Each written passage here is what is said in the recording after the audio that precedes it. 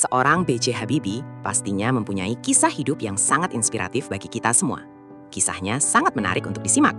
Sosok yang sangat terkenal cerdas ini memiliki karisma tersendiri bagi seluruh rakyat Indonesia sebagai Presiden ketiga Republik Indonesia. B.J. Habibie lahir di Parepare, Sulawesi Selatan pada 25 Juni 1936. Pada tahun 1974, Presiden Soeharto meminta Habibie pulang ke Indonesia untuk memimpin proyek industrialisasi dan modernisasi teknologi negara. Habibie menjabat sebagai Menteri Negara Riset dan Teknologi selama 20 tahun. Saat krisis moneter dan reformasi melanda Indonesia pada tahun 1998, Habibie yang saat itu menjabat sebagai Wakil Presiden diangkat menjadi Presiden Republik Indonesia pada 21 Mei 1998, menggantikan Soeharto yang mengundurkan diri. Berikut adalah perilaku nyata dari B.J. Habibie semasa hidupnya yang mencerminkan nilai-nilai bela negara. Kisah hidup beliau menunjukkan bahwa bela negara tidak selalu berarti mengangkat senjata, melainkan berkontribusi nyata sesuai keahlian demi kemajuan bangsa. 1. Cinta tanah air.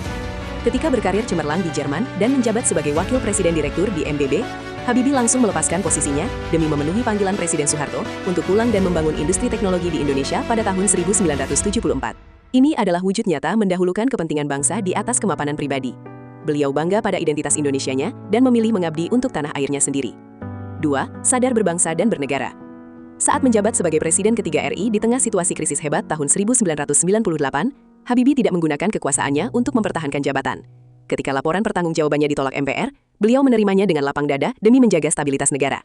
Perilaku ini mencerminkan ketaatan pada hukum, menghormati nilai-nilai demokrasi, dan mengutamakan persatuan serta kesatuan bangsa di atas kepentingan politik pribadinya. 3. Setia pada Pancasila sebagai ideologi negara. Di masa pensiunnya, beliau mendirikan The Habibie Center, sebuah lembaga yang aktif mempromosikan modernisasi, demokratisasi, dan penegakan hak asasi manusia di Indonesia yang berlandaskan pada nilai-nilai luhur Pancasila. Beliau menjadikan Pancasila sebagai kompas moral dalam setiap kebijakan kepemimpinannya dan terus mengedukasi generasi muda agar mengamalkan nilai Pancasila dalam kehidupan bernegara. 4. Rela berkorban untuk bangsa dan negara. Sepanjang hidupnya, waktu, pikiran, dan tenaganya dicurahkan demi memajukan teknologi Indonesia. Beliau memimpin proyek pembuatan pesawat N250 Gatot-Kaca yang murni dirancang oleh anak bangsa demi membuktikan kepada dunia bahwa Indonesia adalah bangsa yang cerdas dan mampu mandiri secara teknologi. Mengorbankan waktu pribadi dan kenyamanan demi mengangkat harkat, martabat, dan kehormatan bangsa Indonesia di mata internasional. Jadilah Habibie baru di bidangmu masing-masing. Teruslah belajar, asah potensimu hingga tingkat tertinggi, dan dedikasikan karya terbaikmu untuk Indonesia.